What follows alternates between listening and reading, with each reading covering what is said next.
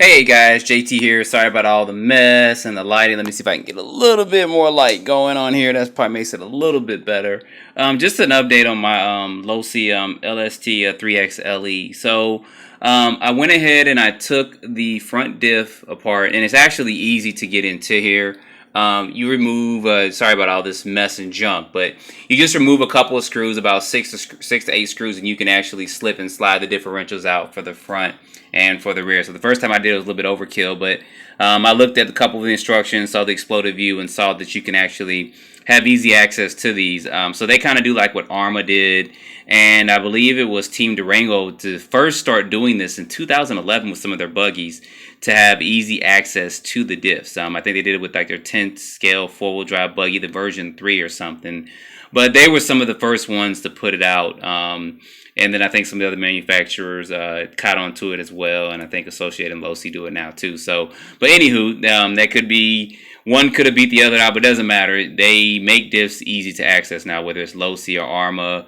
I think Associated is doing it now with some of their stuff. But so, real quick, I went into the front differential, and you guys see that there's no oil in there at all. There's just grease. So what I'm going to do is I contacted Horizon Hobbies, and they're going to send me some more gears, some more of the Spider and Sun gears and stuff, because these are getting worn down. That was just like after one run. But some of you guys want to know if and when you shim these, what do you do?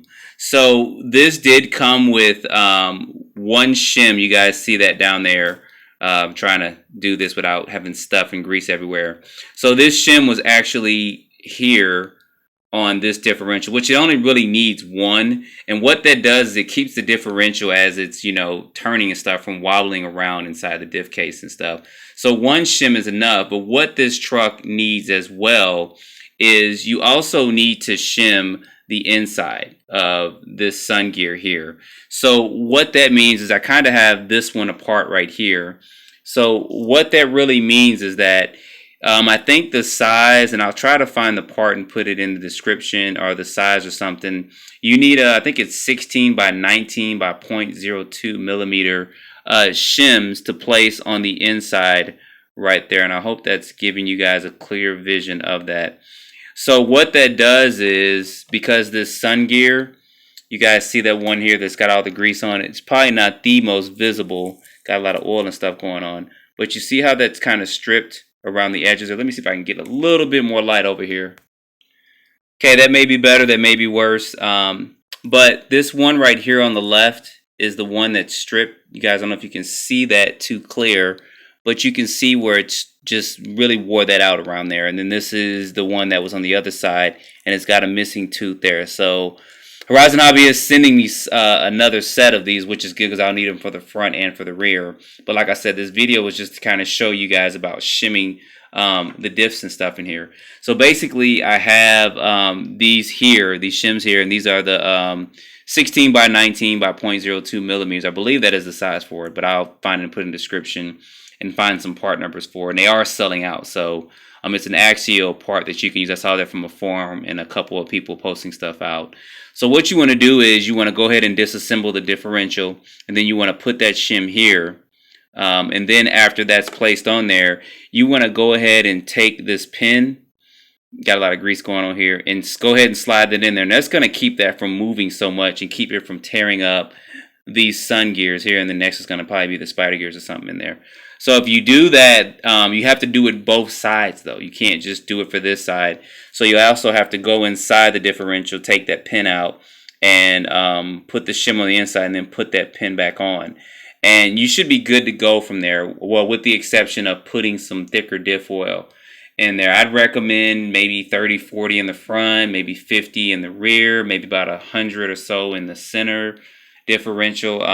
Shouldn't have that problem with the center differential, but I'm going to take that apart too and look at it. So just wanted to show you guys what that means, especially if you start reading the forums and you don't understand when they're talking about shimming inside the differential, the sun gear versus the spider gear versus blah, blah, blah. So that'll be kind of your discretion on that. Another thing you can also do for a little bit more stability is taking one of the factory shims, which I think is 13 millimeters, and you can put one on here so that this isn't sliding much, because that is a little bit loose once I put this back onto the diff case here. So I'll probably end up putting one of the shims on there. I probably won't do two, but I don't know if two will fit up in there. But I'll go ahead and put one shim maybe on this end, or probably on this end, because that's going to be closer to the gear, of this type of shim here, which is the 13mm shim, and putting that there so that there's no issues with this differential once I get all the pieces and parts to try to put this together. So I did want to show this to you guys and give you guys kind of an update as far as if you have one of these. You know, some of you may do it, or you may have to do it, or if you've ordered one, I recommend going ahead and doing this, because as you see, there's no oil in the differentials at all. So you're going to have to open those up anyway to put oil in those differentials. So while you're in there, you might as well go ahead and shim these differentials, because if you don't, you eventually, within the next pack or two, have this problem. And like I said, it's a give or take on that. You know, some people are saying that I'm making people not want the truck for this, but you guys have to realize I tell you the truth about these cars. And if I tell you that it's a great truck, no problems, no issues, then I'd be lying. So the truck handles great, like I said, it runs great, but it's got this problem. And these are the same diffs that they use in the previous versions of the LST. So go and behold, we'll get this worked on, and then we'll get this thing running again. But I do recommend, if you get this, to do this. If you don't do this, you will have these issues. You will have problems with the differential. So go ahead and take the time, if you have one, or if you got one coming, or you got one now, you haven't run it, to go ahead and at least put some oil in there and try to shim these diffs so you won't have that problem or issue. So I'll have a lot more updates as this truck, as I get it running and stuff.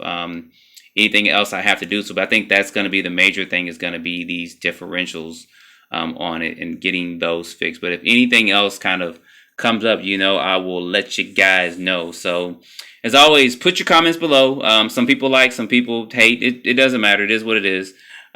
This probably should come, well, not for everybody, in a kit form, but even in a kit form, they wouldn't include those. So most people that build kits know to possibly put shims in their diffs, but not everyone knows to do it on the sun gears and stuff. So it's kind of give or take. I mean, there's a kit version, there it isn't. I mean, it's, who knows? I mean, you can't satisfy everybody, which I understand that, but this is something that needs to be done for this kit. I'm not even going to lie, guys, because it is frustrating. But anyways, as always, don't forget to like and subscribe.